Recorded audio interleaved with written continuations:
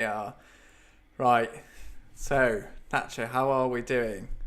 Yeah, How's your I game week am. going? Well, first and foremost, I am so relieved that we've got this up, and it is such a good opportunity for us to talk to everybody in the comments. And so, please let us know in the comments how you got on this week, and we'll be definitely chatting along the way. Um, but my game week in particular has been, like a lot of people, pretty terrible. So currently sat with 32 points, and it's not not started well at all, mate, at all.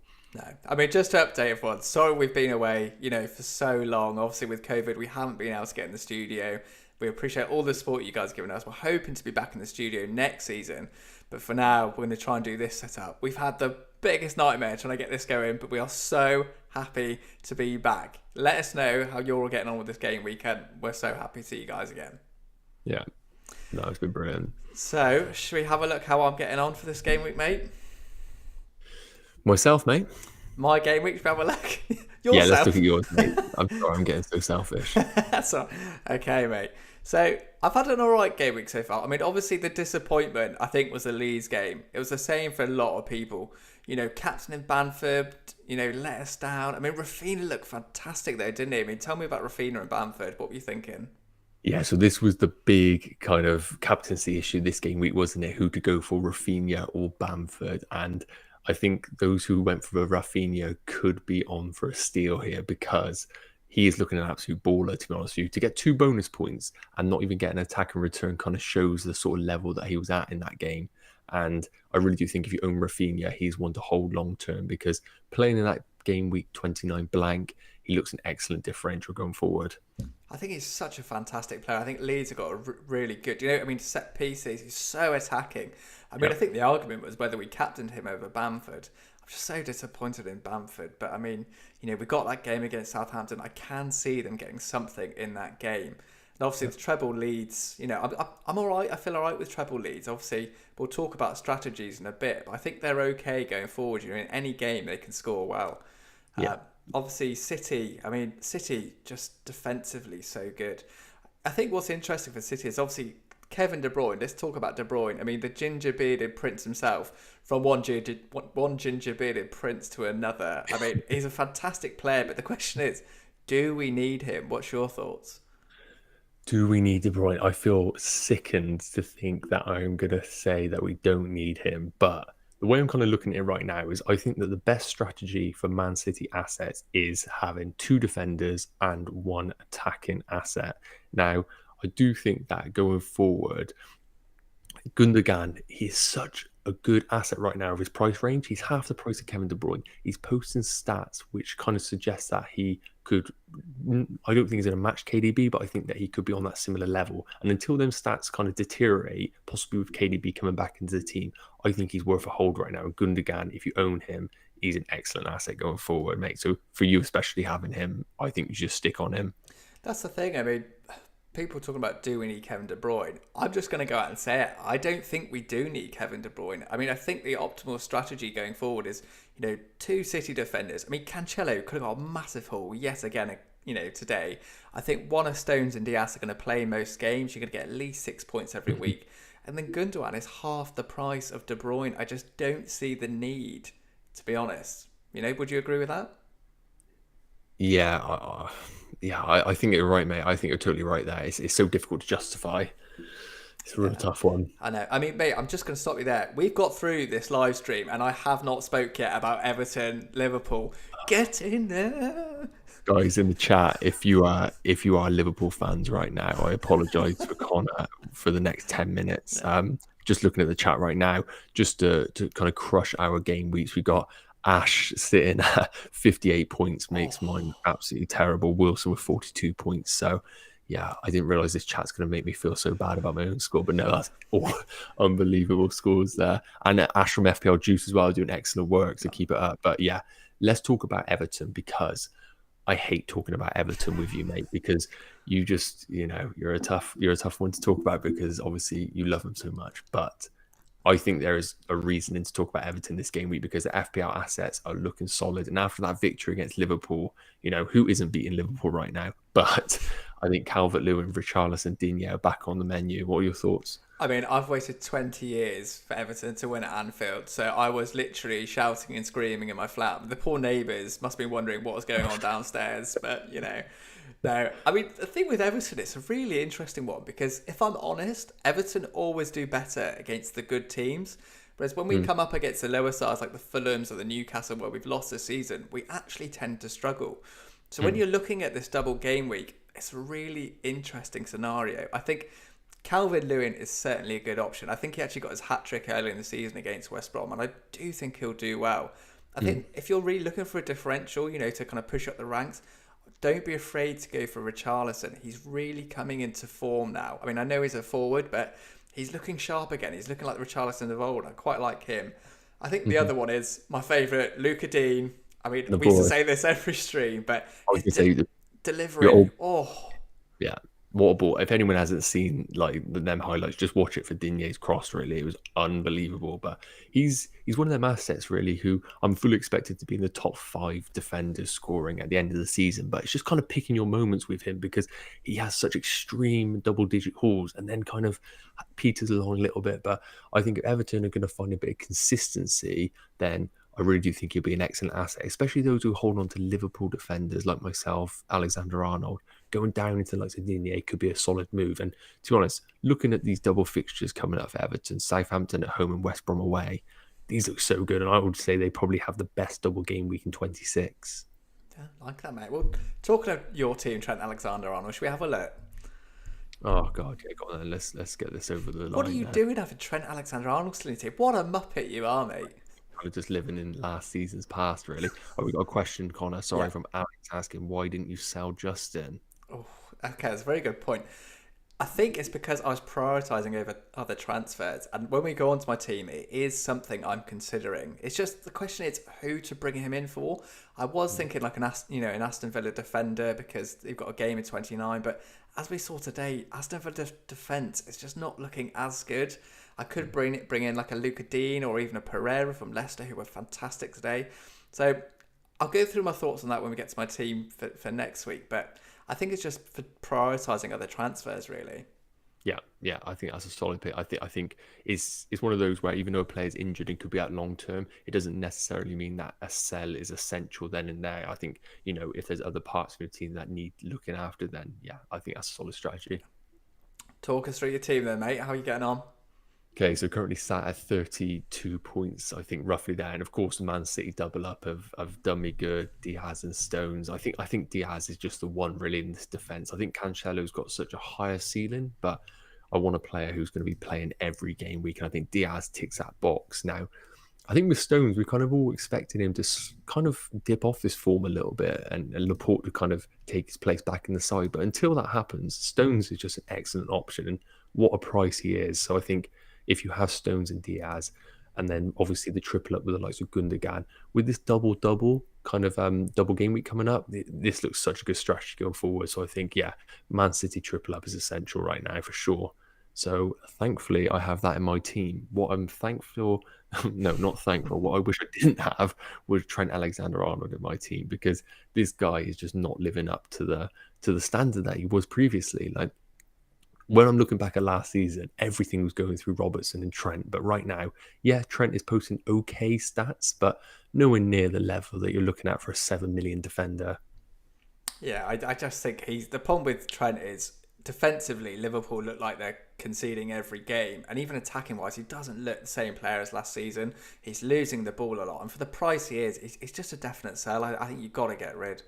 Yeah, and I think for those who are in a similar position with Trent, I think it's very much a case of, yeah, we are expecting Liverpool to possibly find this form going forward, but kind of treat him as a cash cow. So, yeah, he's worth holding if you think he's going to find that form. But if you have the opportunity to sell him, downgrade him, and then use that money to upgrade your team elsewhere, it could be an excellent option to do so. So that's kind of where I'm veering right now. And I have a question about why on earth did I bench Pope? And that is something that I'm definitely regretting right now, because Southampton look awful in defence. But with these sort of fixtures, when you have a double game week, don't count your chickens until after that second game, because we never know what is going to happen. And kind of going on to that, my move this week was Antonio to Danny Ings, which looks like a terrible move right now after that goal by Antonio. But I think that Ings has excellent potential against Leeds, and you kind of got to think this is why I brought him in for this particular fixture, because Leeds look leaky, and I think he has a good chance there for sure. I like Ings. I mean, Ings is a great finisher, and he hasn't, I think, because of injury, been quite the same player he was this season. And I mean, I think you're playing on the fixtures, aren't you? I mean, he could still do well. I don't think it's a bad move. I think it will pay itself off, but maybe not quite as much as you might have hoped. Yeah, I think you're right. I think for those who did Captain Ings, I think it was probably a fair pick, but quite you were hoping for something in that Chelsea game. But I do think there's potential there in the Leeds game, and obviously I have a double Leeds attacking assets there, which I'm expecting them to, at least get some attacking returns in that fixture against Southampton. Okay, so should we have a look how we're set up for the next week? Yeah, let's do it. Yeah, for sure. Because this is obviously what everybody's here for right now, the double game week. There's going to be a lot of moving in the markets for certain players. And I think there's a lot of teams who we can target for sure.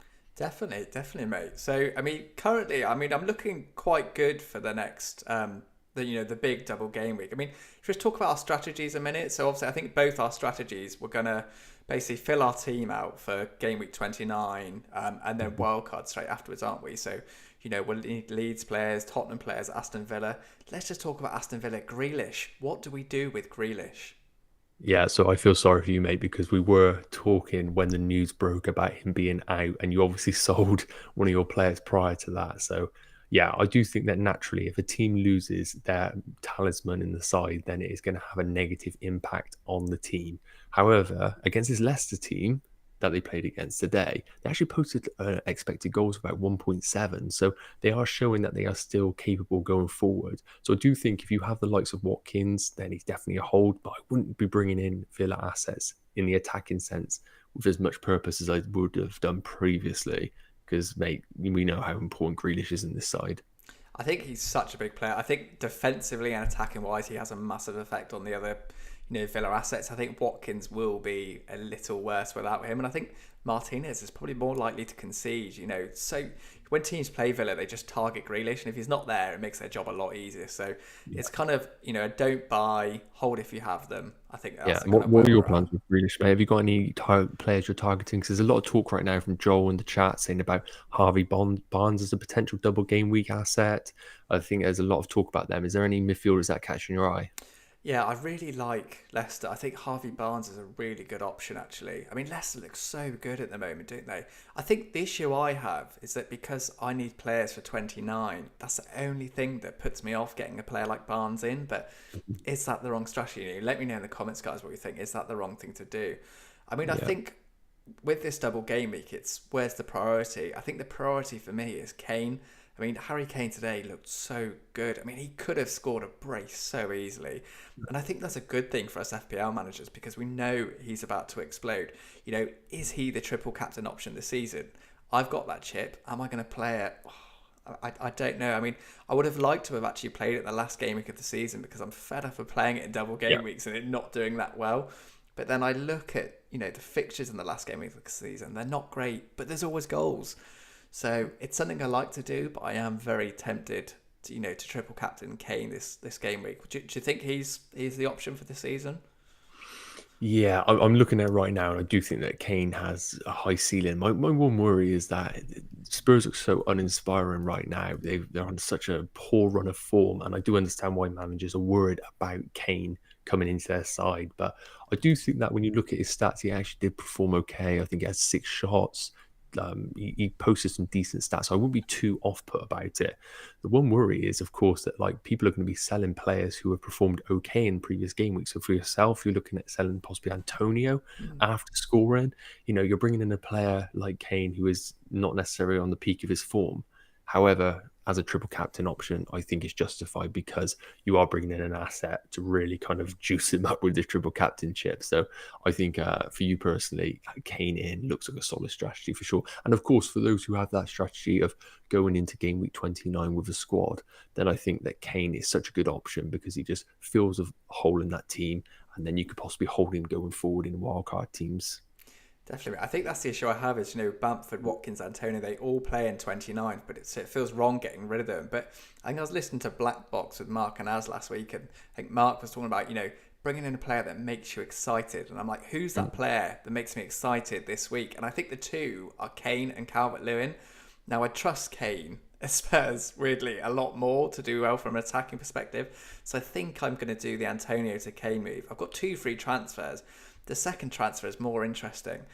Like the comment earlier, do I get rid of Justin? Who do I get him for? I could even get a Brighton defender in. They've only got one game week, but good fixtures, a fixture in 29. What do you think about Brighton defenders? Yeah, I think these are the Brighton defenders were the ones who were posting unbelievable defensive stats, but were conceding every game week. Matt Ryan had the horrific stat of almost conceding every shot that was taken at him. But it looks like whatever Graham Potter's done there is kind of leveled out and kind of returned to the average. And they look like an excellent option going forward, especially as we mentioned with the strategy of game week 29. So yeah, I think Brighton defenders cheap as well. They have some cheap enablers in that team. I'm not sure what the fitness update on Lamberty is, but I still think they have great options in that team to bring into your side and kind of just bulk them out, and the opportunity then to spread your funds going elsewhere. Okay, mate. So should we have a look at your team and how you're set up?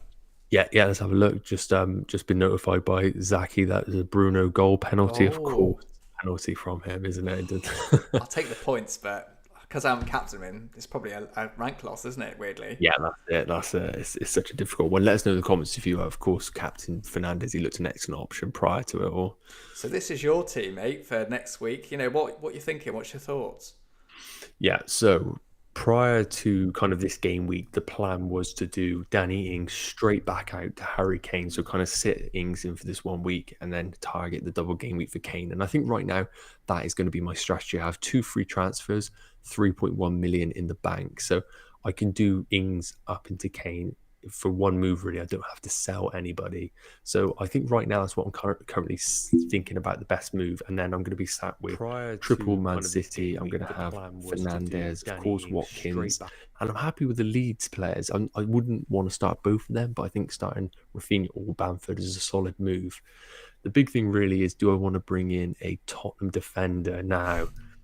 That sounds ridiculous, doesn't it? After what happened this week. But Regulian just looks like a really good differential for me going forward. And Regulian, that's an interesting pronunciation. Oh my God, what is it? I butchered that. I think it's Region, but Regulian sounds... I mean, I might be right. Let us know in the comments, guys. Has Nacho just butchered Regulian? Regulian. But carry on, mate, carry on. Wow, he sounds like a bloody spaghetti, doesn't he? Regulian. Yeah, I've done that a bit wrong. So you're all good. So I think when I'm looking at the 2 teams that they're playing Burnley and then they're playing Fulham. I don't necessarily look at that and screams goals to me, and that's kind of why I'm thinking Regulian is the one that I'm possibly targeting, because I think there is potential there for both clean sheets and attacking returns. But looking outside of that, for this double game week in particular, I think that there are certain teams who we can definitely target. Of course, Man City, Man United. I'm not necessarily thinking anything in their screaming value, so I'm looking at Spurs. And I think Harry Kane is the obvious move, and triple captain is going to be a really good strategy, I think, this week. Yeah, just as someone tell me, it sounds like pasta, which I think is definitely true. So good.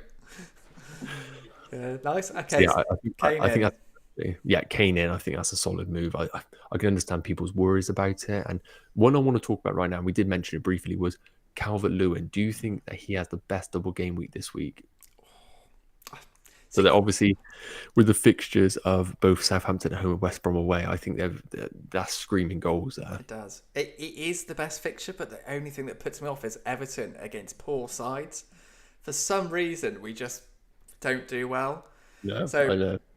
The odds are in one of those games he's going to do well. I do think he's a very good option, and it's something I've got to wrestle with myself. Do I bring him in? I don't think I will, but I think if you're looking for a striker, I think he's a really good option this game week. Yeah, I agree. But yeah, I do think that both of us can confirm that. I think Kane, triple captain for game week 26, looks probably, if any, the best opportunity to kind of pull that chip. I think he's a player who, on penalties, experienced, just a proven pedigree, really. I think the worry is obviously a Mourinho team, but I think with these fixtures, they do have potential to kind of have a lot of upside on this one.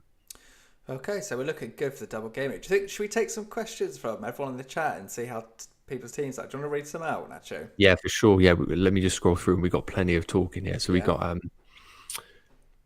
so James Bowers has asked, heading into double game week 23, 26. What three strikers are people going with? So I think we mentioned already that Harry Kane is kind of the one that we think is going to have the highest upside.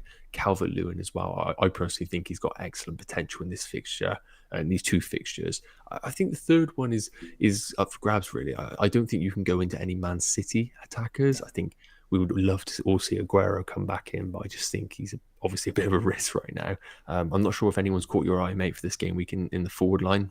Yeah, I think if I could pick an ideal three for this game week, it probably would be Kane, Calvert-Lewin, and Watkins. I think just because of the strategy I'm using, where I'm going to be wildcarding after 29, I'm probably going to go in with Bamford, Watkins, and Kane. But yeah, Calvert-Lewin's the one I think probably will do well. So yeah, that'd be. We've got a question from, and I hope this is the real one, Wilf Zaha. Now, Wilf, if that's you, mate, you should be, in rehab. You need to get back and help your side. But we have KDB triple captain. Is that a solid move? So obviously returned this game week officially. I think it's going to take him a while to get back up to true match fitness. But mate, what are your thoughts on a triple captain there? Because for me, it seems a little bit risky. Too risky for me.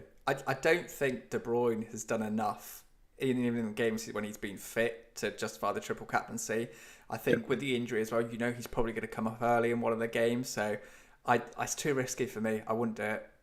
Yeah, no, I totally agree. I think he's an excellent asset going forward and has almost become a little bit of a differential a little bit. But I think he is going to be an excellent asset if you do want somebody a little bit different to Gundogan. But we think at half the price, Gundogan's still an excellent option. No question, mate, from Nuclear Atoms. Should I take a hit to bring in for Grealish and Kufal and then play the bench boost?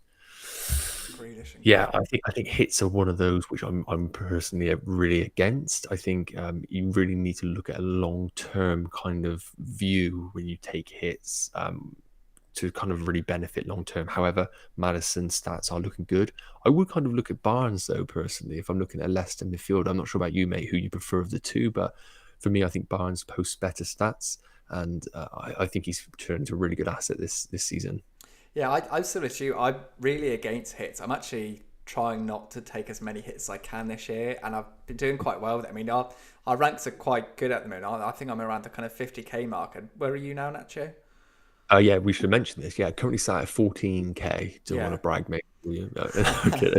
So, and I think part of the reason for that is we've taken barely any hits. So, if you are going to take a hit, a double game week probably is the right time for it. But I think you're right. Look at the long-term strategy. And if you are going to bring a Leicester asset in, it would definitely be Barnes. I think he's so attacking. He's shooting a lot. He's the one I would go for. But yeah, try and avoid hits. Yeah, I totally agree. So yeah, I do think that Maddison and Target are decent players for this particular game week. But for a necessary hit, I'm not too sure if it's worth it. So we've got a lot of talk about captaincy pick this game week, mate. So I think it might be worth us just kind of hovering over what we think the best captaincy picks are. Yeah, I mean, the obvious one, isn't it? It's Harry. Let's rank our top three. First, I'd go Harry Kane, just on, he's back fit now. I think what's really good is that Tottenham lost today, so they're going to go really strong in the last game. And the fact that he should have scored today will put many people off the captaincy, meaning that, we can make bigger games if we do captaincy. So if you can get Harry Kane, I'd definitely captain him. Son, you could do, but he's looked poor as of late. I think maybe like a Gundogan couldn't be a bad option. I think if you're looking for an alternative, I'd look at Gundogan.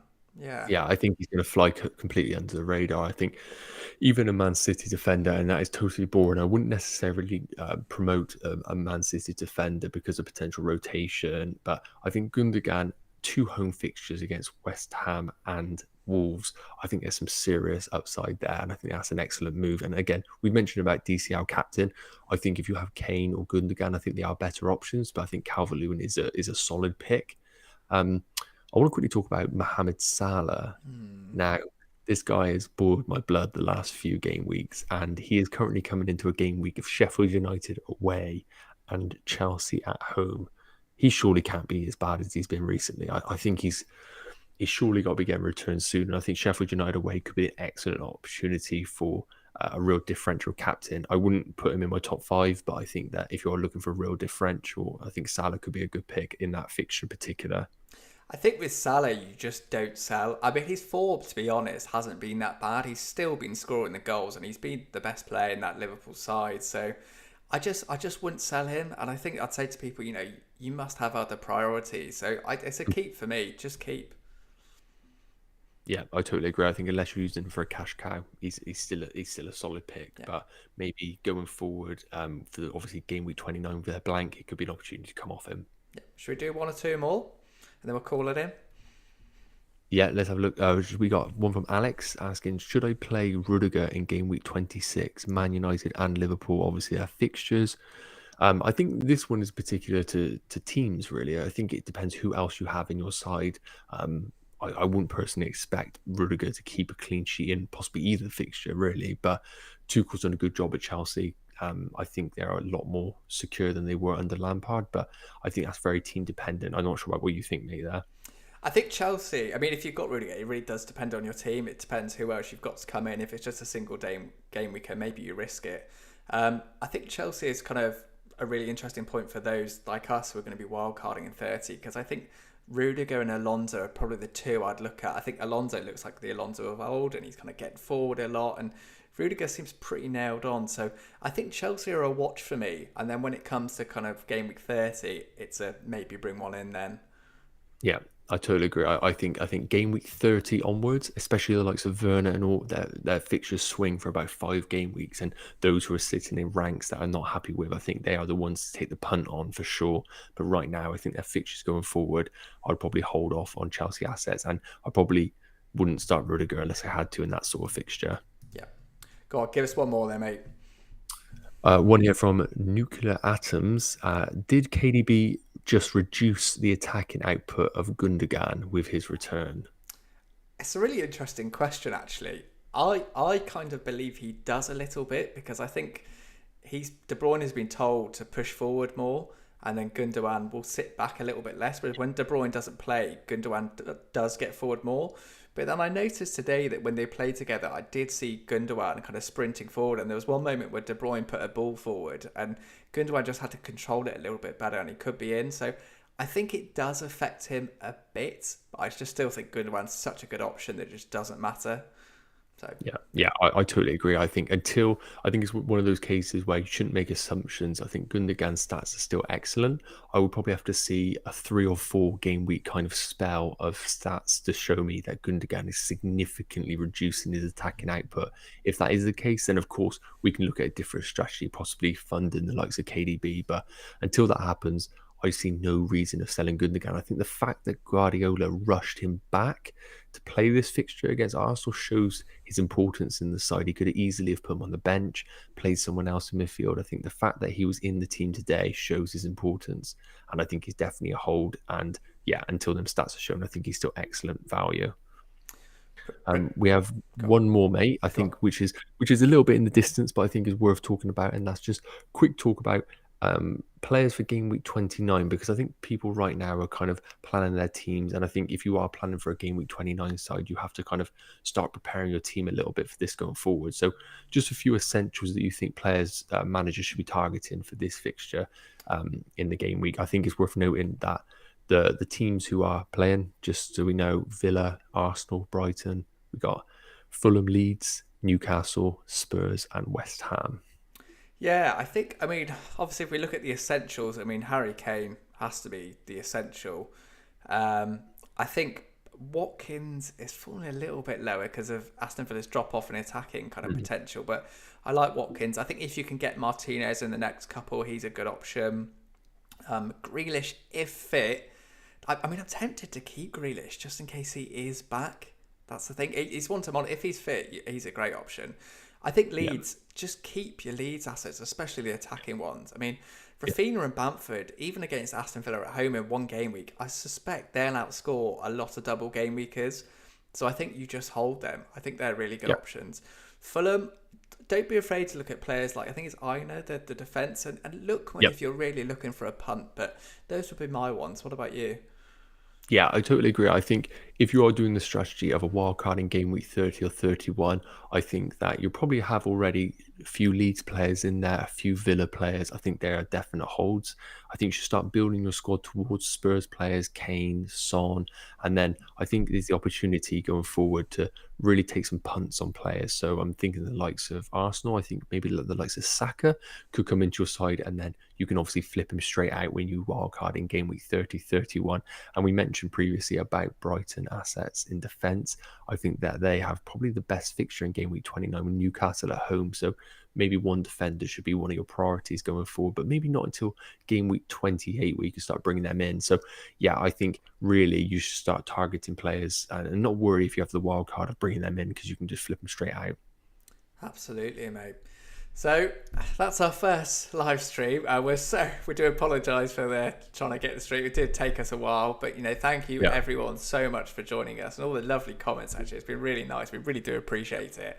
If you haven't already, please give the video a like. Make sure you're subscribed, and hopefully we're going to be, doing these each week now. But we have to help you guys, keep moving up those ranks, and let us know on social what you think of this video. What could we do better? It'd be great to hear from you. Any thoughts? Yeah, I totally agree. It's been so good to be back and doing this format. I think we're only going to be getting hopefully better at this kind of format each week, kind of engaging with everybody in the chat. And yeah, it's just great to be back, really talking FPL with my ginger bearded friend.